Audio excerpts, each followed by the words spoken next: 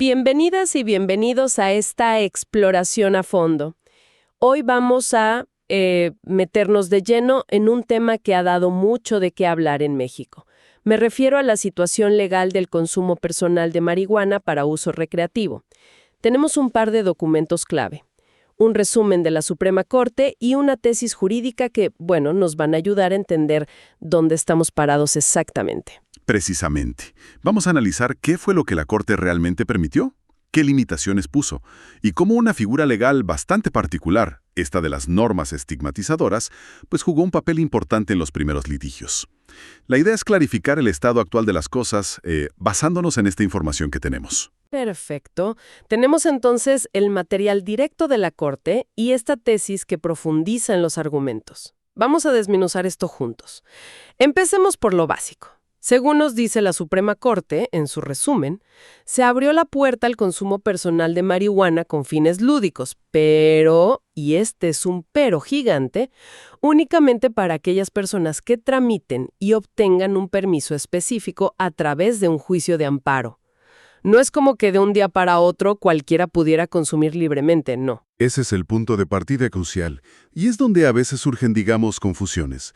No estamos hablando de una legalización generalizada, sino de un derecho que se debe solicitar y obtener individualmente ante los tribunales.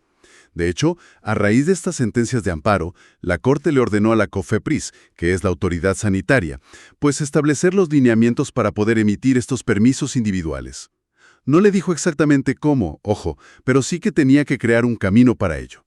Y la Corte sí fue muy enfática en algo. Si la COFEPRIS le niega ese permiso a una persona mayor de edad, estaría violando su derecho al libre desarrollo de la personalidad.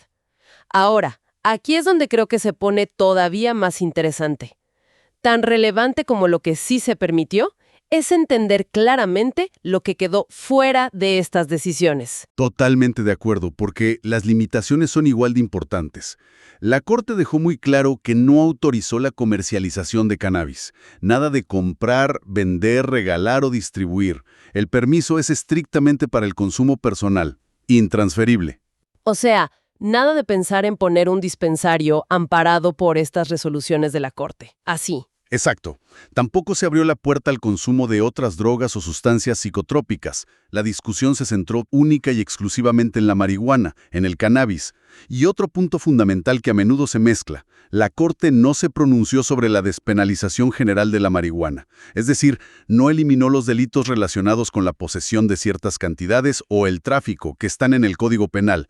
Eso, pues, le toca al Congreso, no a la Corte en este tipo de análisis sobre la prohibición administrativa para el autoconsumo. Y además, este derecho que se puede obtener vía amparo tampoco es absoluto. Tiene sus propias reglas, ¿verdad? El material de la Corte menciona que no se puede ejercer delante de menores de edad, ni tampoco en lugares públicos si hay otras personas cerca que no hayan dado su consentimiento. Se busca proteger los derechos de los demás, especialmente de niños y adolescentes. Precisamente, hay un balance de derechos ahí. Y para ser concretos, el corazón de la prohibición administrativa que se analizó y se declaró inconstitucional en esos amparos y viciales estaba en un conjunto específico de artículos de la Ley General de Salud. Hablamos del último párrafo del 235, el 237, la fracción I del 245, el último párrafo del 247 y el 248. Estos serán, los pilares legales que sostenían la prohibición total para el uso lúdico. Entendido. Entonces, tenemos un derecho al consumo personal, vía permiso judicial individual, con límites claros, sin tocar la venta ni los delitos asociados. Ahora, hablemos de esa tesis 2023-22-26 que mencionamos. Esta nos da una ventana a cómo se argumentó para conseguir esos permisos. Analiza un caso donde alguien pidió un amparo contra esos mismos artículos, pero usó un argumento muy particular. Dijo que eran normas estigmatizadoras.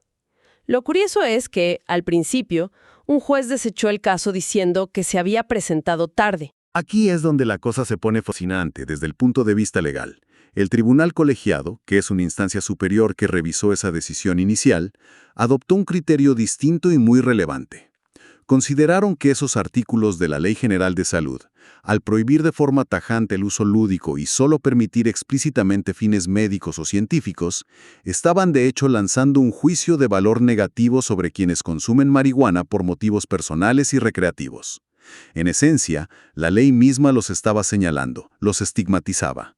¿Y eso qué consecuencias tuvo para el juicio? ¿Por qué importaba si la ley estigmatizaba o no? ¿No bastaba con decir que violaba el libre desarrollo de la personalidad? Era crucial para poder siquiera entrar al fondo del asunto en ese momento. El tribunal se apoyó en criterios previos de la Suprema Corte sobre este tipo de normas y dijo algo clave. Cuando una ley es estigmatizadora, se considera autoaplicativa respecto al daño que causa. Autoaplicativa. Suena técnico. ¿Qué significa eso en la práctica? ¿Que se aplica sola o cómo? Significa que la ley te perjudica por el simple hecho de existir y estar vigente. No necesitas esperar a que una autoridad venga y te la aplique directamente con una multa o una negativa. No. El mero hecho de que la ley dijera consumir marihuana lúdicamente está mal o no está permitido ya genera una afectación continua a la dignidad de la persona y a su derecho a decidir sobre su propio cuerpo y plan de vida. Claro, siempre que no afecta a terceros. Y aquí viene lo importante para el caso que mencionas. Como el daño, el estigma, la afectación a la dignidad era constante y derivaba de la simple existencia de la ley, no había un plazo fijo para combatirla. El plazo normal de 30 días para impugnar leyes no aplicaba en este caso. Se podía presentar el amparo en cualquier momento porque el agravio persistía mientras la norma estuviera ahí. A ver si entendí bien. Es como si la ley, al tener esa carga negativa implícita, te estuviera, no sé, ofendiendo o limitando todos los días solo por estar escrita. Y como esa ofensa era continua, podías defenderte cuando quisieras. Eso es un giro interesante en cómo funcionan los plazos legales. Exactamente. Es una interpretación que reconoce que ciertas leyes pueden dañar derechos fundamentales de forma persistente por su propio contenido valorativo. Y el tribunal, en línea con la Corte, reafirmó que esa prohibición absoluta, al no tener una justificación constitucional válida para limitar de forma tan severa una decisión personal, pues atentaba contra la dignidad humana y el libre desarrollo de la personalidad. Este razonamiento fue una llave que abrió la puerta para muchos amparos. Vaya estrategia legal. Permitió superar un obstáculo procesal que parecía, pues, infranqueable para muchos, que querían ejercer ese derecho pero no tenían un acto concreto reciente de COFEPRIS para impugnar, porque, claro, bajo la prohibición total ni siquiera tenía sentido pedir un permiso. Así es, fue un argumento fundamental en esa etapa. Pero la historia legal, como suele suceder, siguió evolucionando. La misma tesis 2023-226 nos da una pista en sus notas sobre un desarrollo posterior que cambió radicalmente las reglas del juego. Se trata de la Declaratoria General de Inconstitucionalidad 1218. Declaratoria General de Inconstitucionalidad. Eso suena a algo mucho más grande que una tesis sobre un caso particular. ¿Qué implicó? Es una herramienta muy poderosa que tiene la Suprema Corte. Cuando detecta que ha habido múltiples sentencias de amparo declarando inconstitucional una misma norma, puede emitir esta declaratoria general. Y el efecto que tuvo la 12-2018 fue drástico. Básicamente expulsó del sistema jurídico mexicano esos artículos específicos de la Ley General de Salud que eran el núcleo de la prohibición administrativa, el 235 último párrafo, 237, 245i, 247 último párrafo y 248. Es como si la Corte hubiera usado una goma de borrar gigante sobre esas partes de la ley. O sea que esos artículos ya no existen legalmente. Eso sí que cambia todo. Entonces, si alguien quiere hoy un permiso para autoconsumo, ¿qué pasa? Ya no puede ir a un juez a decirle, este artículo es inconstitucional, si el artículo ya fue borrado del mapa legal, ¿o sí? Exacto. Ese es el punto crucial ahora. Intentar presentar un juicio de amparo, hoy, diciendo, impugno el artículo 237 porque es inconstitucional, sería improcedente. El juez tendría que desechar la demanda, porque, como bien dices, ese artículo ya no forma parte del derecho mexicano vigente. Esto gracias a la Declaratoria General. La vía del amparo directo contra esa ley específica se cerró, porque la ley misma fue invalidada con efectos generales, para todos. Vale, entonces, escenario actual. COFEPRIS todavía no tiene listos los lineamientos claros, o al menos no unos que funcionen perfectamente, y le niega a alguien el permiso para autoconsumo, quizás por inercia o falta de claridad interna. ¿qué hace esa persona? Ya no puede ampararse contra esos artículos fantasma. Se queda sin opción. No se queda sin opción, pero el camino es diferente. La propia Suprema Corte, al resolver algunos conflictos sobre cómo interpretar los efectos de la Declaratoria General, marcó la nueva ruta. Si COFEPRIS niega el permiso, actuando como si la prohibición todavía existiera y por tanto ignorando la decisión de la Corte, la persona afectada no debe presentar un amparo contra los artículos eliminados. No.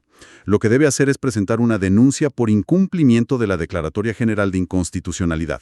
Esto está previsto en el artículo 210 de la Ley de Amparo. Denuncia por incumplimiento. Suena como ir a acusar a la autoridad ante la Corte, algo así. En esencia, sí.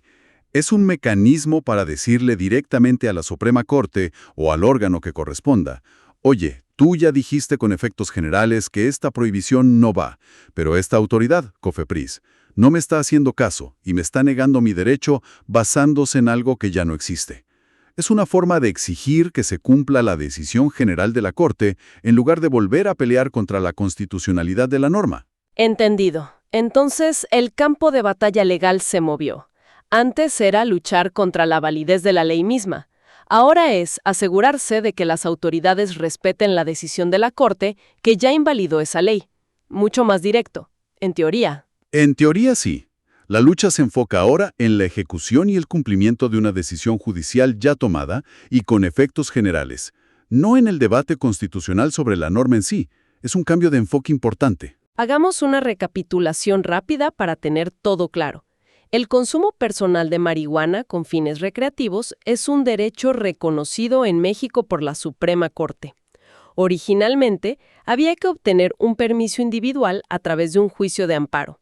Y queda estrictamente prohibida la venta, suministro o cualquier forma de comercio. Eso no cambió. Exacto. Vimos también que el argumento de la ley estigmatizadora fue una herramienta legal clave para poder presentar esos amparos sin importar el tiempo transcurrido, al considerarse el daño como algo continuo. Pero, y este es el giro fundamental para entender la situación actual, la Declaratoria General de Inconstitucionalidad 2018 eliminó formalmente del sistema jurídico esas normas específicas que imponían la prohibición administrativa. Lo que significa que hoy, si COFEPRIS negara un permiso para el autoconsumo, la vía correcta no es volver a ampararse contra esas normas ya inexistentes, sino presentar una denuncia por incumplimiento de la Declaratoria General ante la propia Corte o el órgano competente. Correcto. Y es fundamental distinguir este derecho al consumo personal, que se obtuvo vía judicial y ahora se defiende de esta manera específica, de lo que sería una legalización o despenalización más amplia, que implicaría cambios legislativos por parte del Congreso, y que hasta donde sabemos por las fuentes, todavía no se ha concretado en México. Son dos cosas diferentes. Absolutamente. Una cosa es la decisión de la Corte sobre la inconstitucionalidad de la prohibición administrativa para el autoconsumo en la Ley de Salud, y otra muy distinta es modificar el Código Penal o regular todo un mercado, que son atribuciones del Poder Legislativo. Exactamente. La Corte actuó dentro de su ámbito, revisando la constitucionalidad de las leyes frente al derecho al libre desarrollo de la personalidad. Ni más ni menos. Y esto nos deja con una última idea para reflexionar. Aunque esos artículos que prohibían tajantemente el autoconsumo ya fueron formalmente eliminados por la Declaratoria General, y aunque COFEPRIS tiene la orden de crear lineamientos para los permisos, ¿será que el espíritu de esa vieja prohibición sigue vivo en la práctica administrativa? ¿Podrían los futuros lineamientos o la forma en que se apliquen volverse tan complejos o restrictivos que, en los hechos, dificulten enormemente ejercer ese derecho al consumo personal que la Corte ya reconoció? Es una pregunta sobre si la implementación real estará a la altura de la decisión judicial, ¿no crees? Es una pregunta muy pertinente, sí. La efectividad de las decisiones judiciales a menudo depende de cómo se traducen en la realidad administrativa cotidiana. Habrá que ver cómo se desarrollan esos lineamientos y cómo responde COFEPRIS a las solicitudes y, en su caso, a las denuncias por incumplimiento. El camino legal está trazado, pero la implementación práctica siempre tiene sus propios desafíos, sin duda.